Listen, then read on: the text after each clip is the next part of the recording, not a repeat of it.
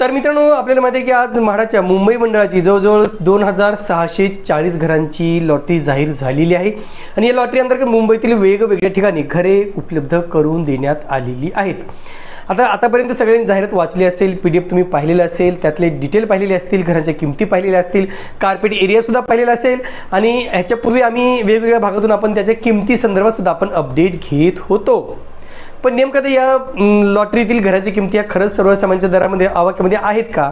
बरं, जर नसतील तर मग पुढे काय करायला हवं, किंवा नेमकं ह्या लॉटरीचं जे काही डिटेलिंग आहे ते आज आपण सविस्तररित्या जाणून घेणार आहोत। नमस्कार मित्रांनो, कसे आहात सगळे? मजेत ना? स्वागत आहे आपल्या सर्वांचं या यूट्यूब चॅनलवरती, ज्याचं नाव आहे RK प्रॉपर्टी न्यूज।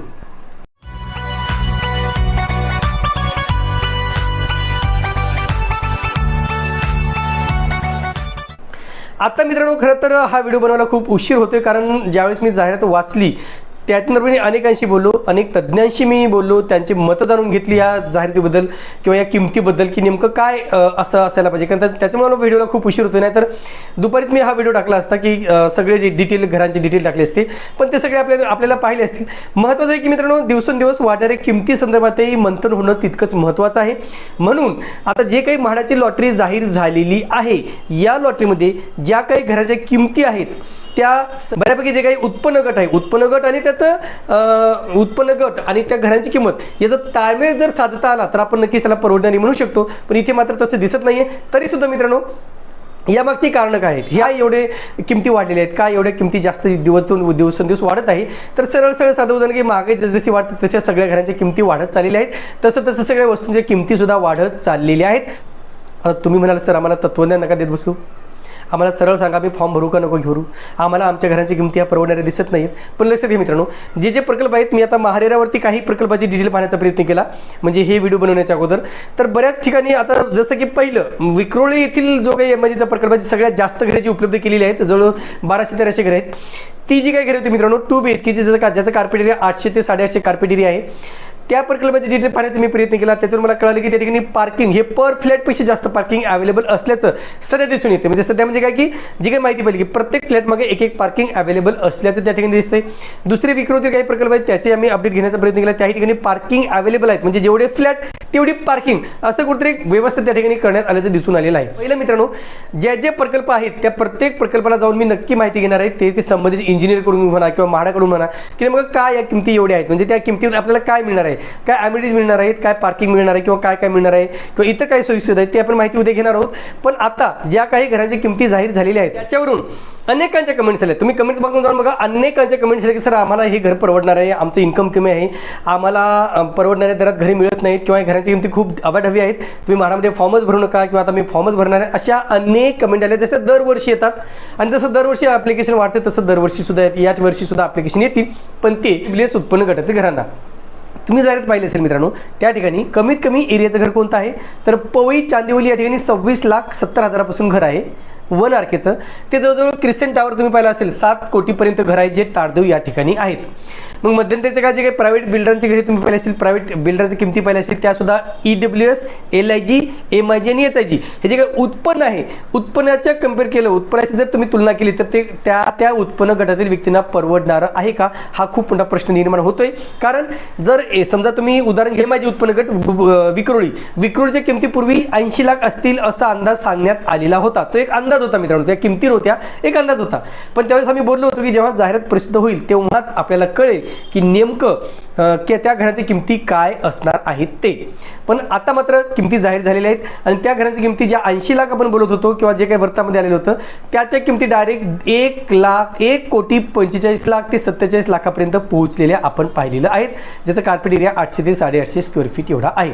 मग त्या किमती वाढल्यानंतर अनेकांनी कमेंट्स केल्या, सर पूर्वी ते सांगितलं होतं की 80 लाख होते, 80 लाख असेल, मग आता डायरेक्ट कशी का वाढलेली आहे? ती अंदाजाची किंमत होती मित्रांनो, तो अंदाज कधी चुकू शकतो, जे काही डिटेल येतात तेही चुकू शकतात। पण आता ही जी काही घरे उपलब्ध झाली त्या ठिकाणी बऱ्याच काही सोयी सुद्धा असणार आहे, त्याची माहिती मी नक्कीच घेण्याचा प्रयत्न करत आहे।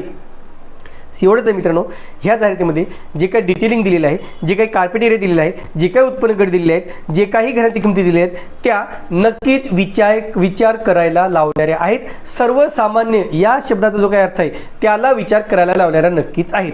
आता याच्यामध्ये काय स्ट्रॅटेजी आहे, याच्यामध्ये काय गव्हर्नमेंटला वाटते किंवा म्हाडाला काय वाटते हे आपल्याला सध्या तरी सांगता येणार नाही. पण एवढं एक न्यूज चॅनल म्हणून आम्ही जे काही आमचं काम आहे ते सातत्यानं करत राहणार आहोत. जे काही घराची किमती वाढत असतील किंवा जे काही घराची काही कमी होतील किंवा जे काही घराची किमती असतील, तरी सुद्धा माझी एक विनंती असेल म्हणाला की कृपया या किमतीवर पुन्हा एकदा पुनर्विचार करावा. कारण मागच्या वर्षी सुद्धा पुनर्विचार केला होता आणि त्या अंतर्गत 25%, 20%, 15% आणि 10% किमती कमी करण्यात आलेल्या आपण पाहिलेलं आहे. पुन्हा सुद्धा एक नम्र विनंती आहे म्हणाला की तुम्ही नक्कीच जे उत्पन्न गट आहे आणि जे घराच्या किमती आहेत त्याचं कुठेतरी ताळमेळ साधता यावा या विषयाला धरून किंवा याच दृष्टीने कुठेतरी त्यांनी प्लॅनिंग करायला हवं होतं. तरी सुद्धा ज्या ज्या उत्पन्न गटातील घरे आहे, ज्या ज्या उत्पन्न गटातील उत्पन्न आहे किंवा घराच्या किमती आहेत ज्यांना होम लोन होऊ शकतं ते नक्कीच अर्ज करू शकतात. तुम्हाला ज्या ठिकाणी घर परवडेल त्या ठिकाणी तुम्ही नक्कीच अर्ज करू शकता. ईडब्ल्यूएस उत्पन्न गटातील काही घरे जसं गोरेगावला 32 लाखाला घर आहे जे PMAY आहे, त्या ठिकाणी सुद्धा परवडणारी घरे पण ते नगण्य घरे आहेत. फक्त 13 घरे उपलब्ध केलेली आहेत. प्रेमनगर या ठिकाणी 2 घरे ज्यांची किंमत 45 लाख रुपये आहे, ती घरे नक्कीच परवडणार आहेत. म्हणजे ईडब्ल्यूएस उत्पन्न गटाची विक्रोळ या ठिकाणी सुद्धा 50 लाखाची घरे उपलब्ध केली. मित्रांनो इथे सुद्धा तोच प्रश्न निर्माण होऊ शकतो. पण असो, आता ही एवढं सांगायचं आहे मला की ज्यांना ज्या ठिकाणी घरे परवडतील ते नक्कीच घरी घेऊ शकतात. अन्यथा जर तुम्हाला लॉटरीतले घरे परवडत नसतील तर तुम्ही इतर पर्यायाचा विचार सुद्धा करू शकता. मग आता मित्रांनो, जर तुम्हाला मुंबई लॉटरीतील घरे परवडणारी नसतील तर पर्याय काय आहे, तर तो पर्याय आहे मित्रांनो लवकरच म्हाडाच्या कोकण मंडळाची लॉटरी सुद्धा जाहीर होणार आहे.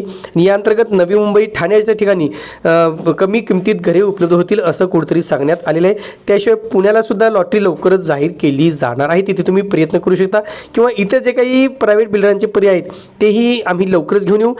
तेही अनेक ठिकाणी काही उपलब्ध आहेत मित्रांनो. पनवेल साईडला जर तुम्ही गेलात तर याही साईडला काही खाजगी विकासाचे घरे सुद्धा या लॉटरीला पर्याय नक्कीच ठरू शकतात.